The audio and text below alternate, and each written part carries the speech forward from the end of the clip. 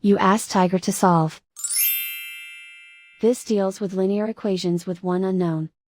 The final result is x equals 8/3. Let's solve it step by step. Group all constants on the right side of the equation. Subtract 5/14 from both sides. Group like terms. Combine the fractions. Combine the numerators. Reduce the zero numerator. Simplify the arithmetic. Find the lowest common denominator. Multiply the denominators.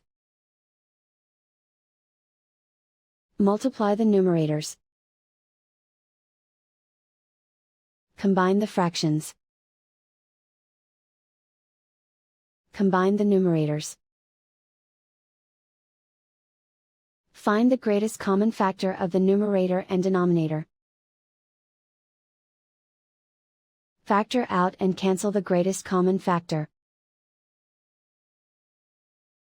Isolate the x. Multiply both sides by inverse fraction 7/2.